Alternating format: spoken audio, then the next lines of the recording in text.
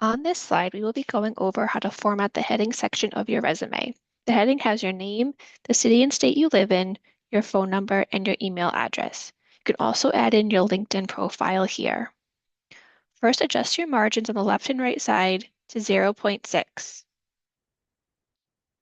This can be done by putting your cursor over the icon and moving it back and forth, or going under paragraph and making sure the indentation is 0.6 on the left and right hand side. Next, choose your font and your font size. Some common font styles are Calibri, Times New Roman, Garamond, and Arial. The content of your resume should be 11 to 12 size font throughout your entire document. For this document, we are working with a community college student named Jasmine Williams. She lives in Cranston, Rhode Island. We added her city and state, her phone number, her email address, and her LinkedIn profile.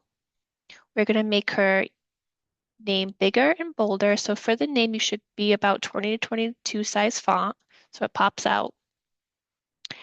And then to get these little icons in between your information, you go to Insert and add a symbol in.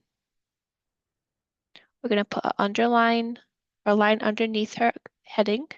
Go to Borders and Shading. Pick which one you like best. Make sure it looks professional.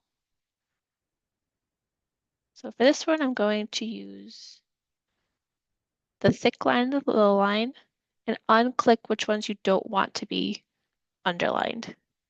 There you go. Now for Jasmine, she's going to be applying to be a student success worker at the college.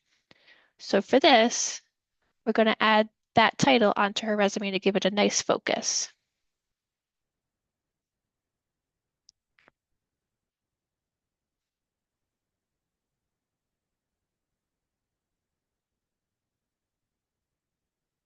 We're going to put it in the middle, make it a little bit bigger and bolder.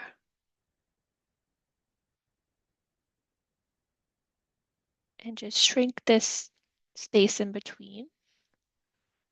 And now we're going to put a shading around it so it does pop out. So back to Borders and Shading. Under the Shading tab, you can click on what degree of shading you want. I choose 15%. And it just highlights it and makes it a little bit more pronounced.